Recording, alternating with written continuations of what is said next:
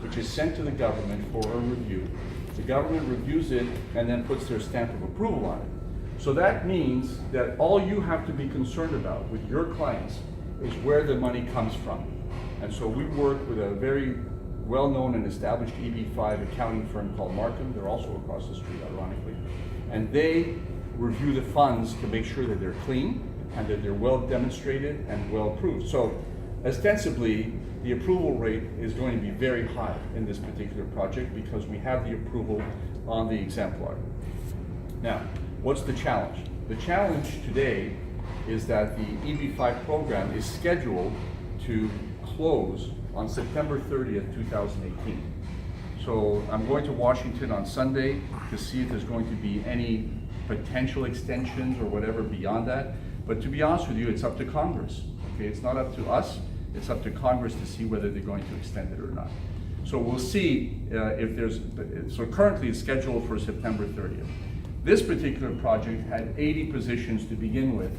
They're now down to the last 30, I believe, or maybe even 25, okay? So if you have investors, I need at least 2 months to put together the file. You need to get them in to see me or to get to see the staff here as soon as possible because we just don't have the time. Before the last cycle, we were pushing out files like crazy up until the last day. I took them literally to the post office to make sure. I didn't have to go by train though. Okay. All right. So Coulter Group, as you know, are the principals. They are basically fronting the money for this project. And the site work has already begun, as you can see, and they're expected to finish 2021? First half of 2020. 2020, okay, that's great. All right, so they're on schedule. What's also very interesting, did you ever set up the webcam?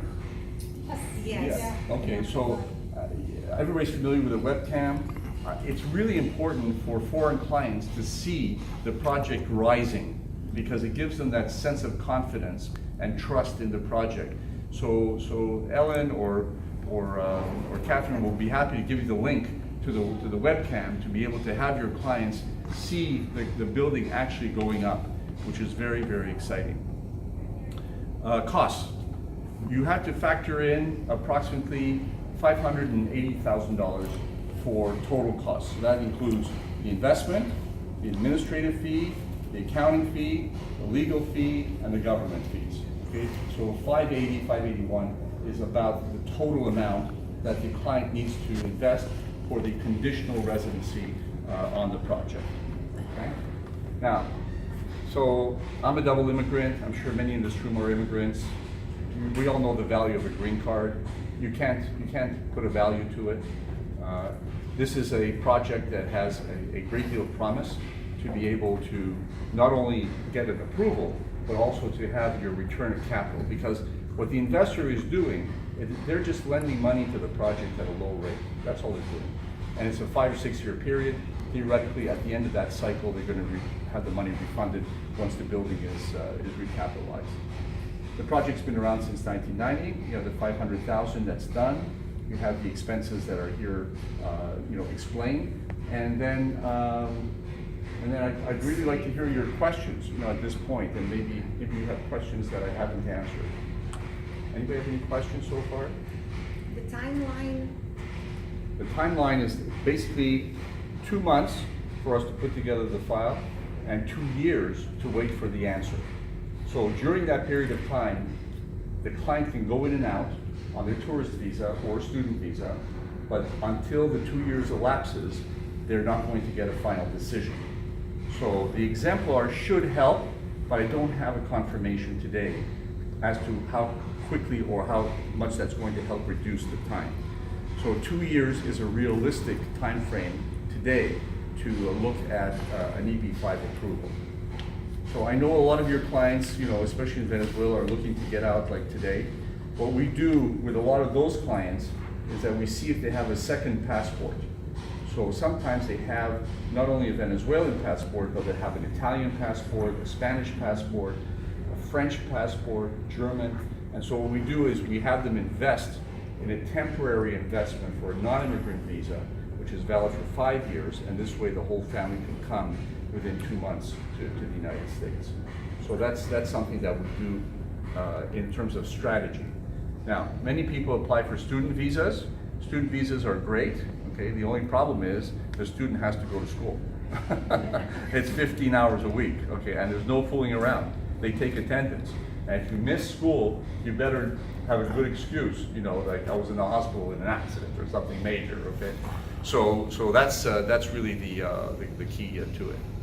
But it's only one member of the family that has to go That's to correct. school, right? Yes, there's only one member of the family that has to attend school. All the other members are F2s, and they can come with the main member of the family that's going to be attending school.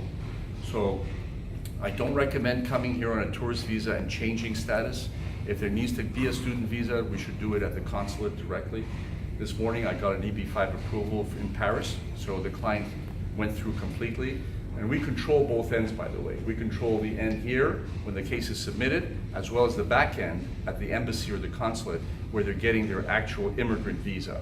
So this is an interesting story. The client, who's French, from Monaco, she'd been dating a guy for 10 years. 10 years. I said, look, Carol, I speak French, so I said, so to her in French. I said, look, Carol, I said, you have 2 years to make a decision whether you're going to marry this guy or not. Okay. I said, but please let me know within 2 years. So does anybody know when she let me know that she decided to marry the guy? 2 months before the deadline. That's exactly correct. 2 months before the appointment in Paris, she said, ah, Larry, comment ça va? You know, je vais épouser mon boyfriend. Okay, terrific. All right. So now I had to notify the embassy in Paris that this guy was coming along for a free ride, basically.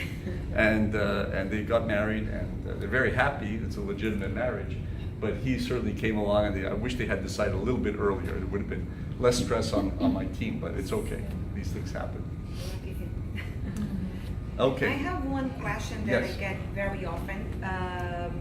So let's say the investor has a tourist visa and then apply for the EB5, and then in the meantime they want to come in, he wants to bring his family, and wants to apply for the student visa. How does it work? Okay, so the government, the U.S. government has gotten a little bit more tight in terms of people who are doing change of status. Okay, I don't know if anybody's noticed, but there's been a change of president. Okay, so all the controls in Washington are a lot tighter. Somebody who's doing a change of status here in the United States must wait at least 90 days, because it's a question of intent. What was the visitor's intent? When they first came as a tourist, they came to go to Disney World, basically, they were shopping at Sawgrass. But when they're changing to become a student, it's a different intent. So we have 90 days to wait, and then it's going to take 4 to 6 months before the change of status, and then they can go to school. So they've got about 3 plus 7, about 8 months before they can actually attend school. But they'll always remain in status, because once we file the change of status, then they're going to be okay. Now, very important, the kids cannot go to public school. A lot of people think that they can come to the United States and just go to public school. It's unlawful. Okay, so be careful, because if the kids ever get interviewed on the back end at the embassy or consulate, the consul could take the kids aside and ask them, well, you know, Jose, did you go to school when you were in America for a few days or a few weeks or a few months? Oh yes, I went to Pine Tree Elementary, you know. So it's a problem. It's a violation of the visa. It could explode the whole case. Okay, we have to be very careful. I had a client recently who I turned down. He was here on a temporary work visa, but he didn't get paid fully. He didn't get his full salary.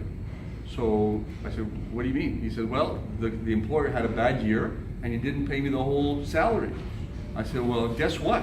When you go for the final interview and the consul says, you know, were you paid for the 7 years you were here on a work visa, and you say no, it's going to explode your immigrant visa case.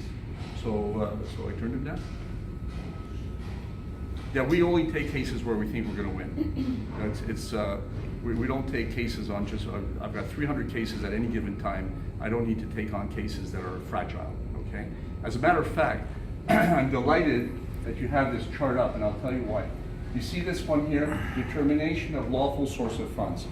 This step I do right away, no cost, no fee, right to the accountant, because I want the accountant to tell me that the case is good.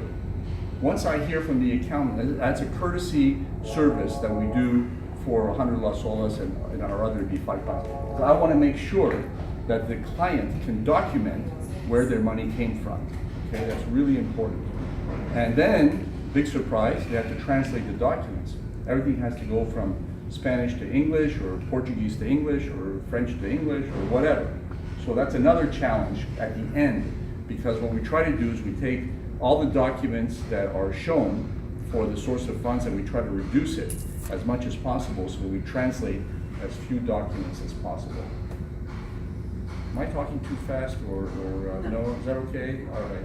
I haven't even had a good cup of coffee yet, so okay. Okay, so these are the steps. We get you to the 526, about 2 years, and then we transfer the file to the consulate or the immigration office or the embassy, and then they get it actually looks like a visa that's stamped into the passport with a barcode and a number, and then it's used at the airport. Now, taxes, very important. You're all dealing with high net worth individuals, okay? They all have tax issues, I assure you. Most of them are super high net worth, and the tax matter becomes an issue as to should I go ahead, should I not go ahead? Number one, the investment can be gifted to the spouse, okay? So whoever is the lower income person can receive the $500,000 as a gift and use that as the basis for their EB5. Number two, when they go and see the accountants for the source of funds, that's where they can start doing their tax planning. And they have 2 years to finalize their tax planning. Why is that important? Because it's only at the moment where they take their envelope, so that's closed, and present it to the immigration officer at the airport, do they actually become a resident of the United States. Up until that point, they're not either immigration or tax residents of the United States. So for some people, that's important, because the visa inside is valid for 6 months. And they can say to me, Larry, I haven't finished my tax planning, or I haven't sold my asset in Switzerland, or whatever. And so, and I had a situation, guess what? We won the case. The client is in Bern, in Switzerland, about to receive his EB5. His mother dies. Okay, so good news, bad news. His mother died. I don't know if that's good news or bad news, but his mother died, and he inherited $25 million. So he said, wait a minute, if I become a resident of the United States now, I'm going to be taxed worldwide on my income. So many people from foreign countries aren't used to worldwide taxation.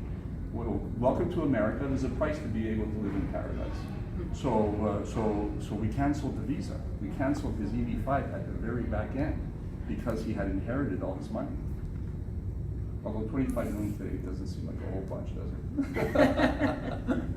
Okay. The $500,000 only I hope to have this problem. spouse, would be mother, Yes, it could be any family member. any family. Yes, any family member. Yeah, good question. We have a case right now. China is in the process of major retrogression, major waiting, 7 years to wait if you're a Chinese person for your visa. So my new client this week is 17 years old.